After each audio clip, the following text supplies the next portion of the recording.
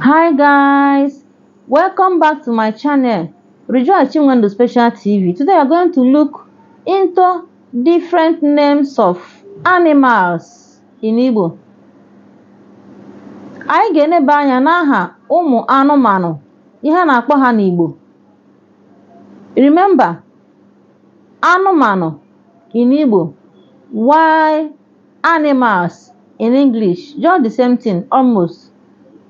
But before that, please, if today is your first time of following us, hit the like buttons and subscribing bell so that you'll be notified each time we upload a new video. Okay, let's go. Number one is goat.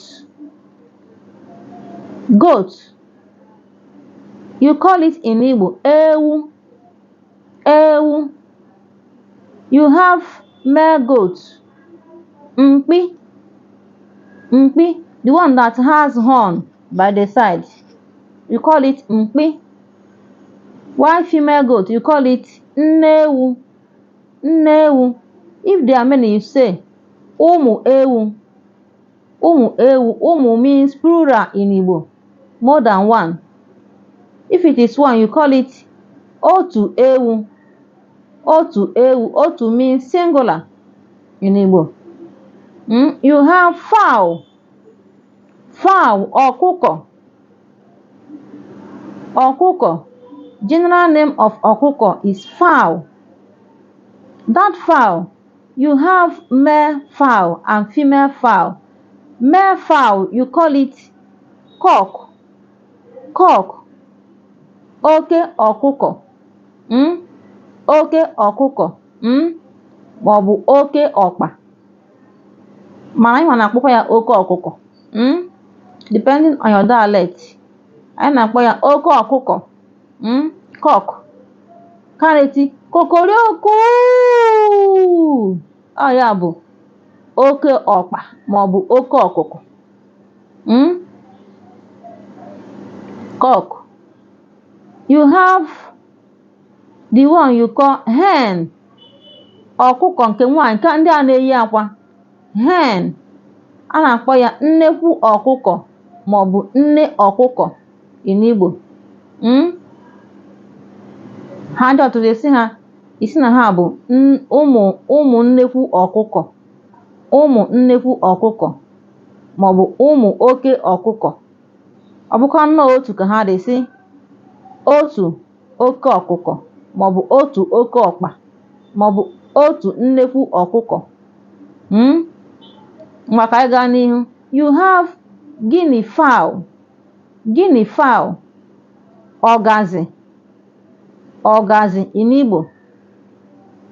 Nke a na-eti gọọ na-akwa ọgazi, gọọ na-akwa ọgazi, ọ tọrọ ụtọ, gọọ na-akwa ọgazi. You call it guinea fowl. Ọgazi n'onwe ya ka m na-akpọ guinea fowl. Okay? You have ostrich. Ostrich, enyi nnụnụ. Enyi nnụnụ. That is bird's friend. Bird's friend. Enyi nnụnụ, ostrich. You have antelope. Antelope. Nke akwa nke nnukwu ya mgbada. Antelope, mgbada. Ndị nke a na-ebukwa n'ime ọhịa. Antelope, mgbada. You have cow. Cow, efi maọbụ ehi, depending your dialect. Efi maọbụ ehi. You have horse. Horse, ịnyịnya in Igbo. Ịnyịnya. Ịnyịnya.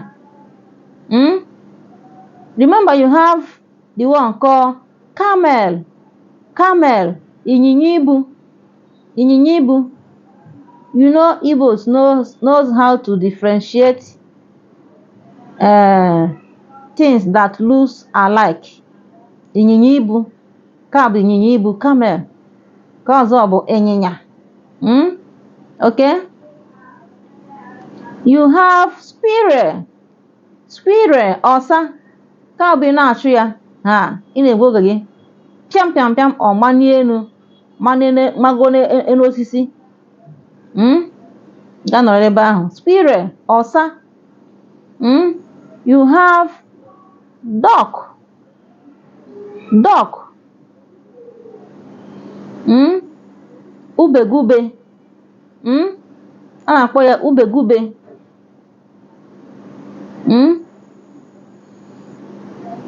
You have dog. Onye ọbụla mara nke a. Dog, nkịta. Nkịta nke a juru everywhere. Ma ndị ma ka esi azụ ya, ma ndị ama ka esi azụ ya. Ma ndị na-agba nke ha, ma ndị anaghị agba. Ụmụaka machara nke a. Dog, nkịta. You have rat. Rat, oke. Nke a kwa acha achọ. Oke, ọ dị everywhere. Oke, a na-akpọ ya rat n'oyibo. You have hyena. Hyena, nkịta ọfịa. Yes, nkịta ọfịa, hyena. You have another one. Sheep. Atụrụ. Atụrụ. At times, ndị mmadụ bịa ha chọọ ịbịa describe mmadụ ka o si eme.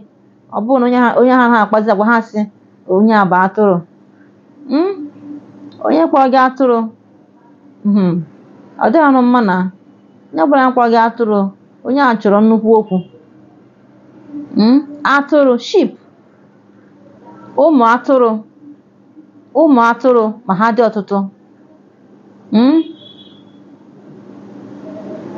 Otu atụrụ, ụmụ atụrụ. Ngwanụ, ọkwa n'ebe a ka anyị ga-apịachikwanụ nke taa, nke mgbede a, biko ka ọ dịkwanụ oge ọzọ. Ka emesienụ, tụsara anyị ihe ozizi a. Ngwanụ, bye.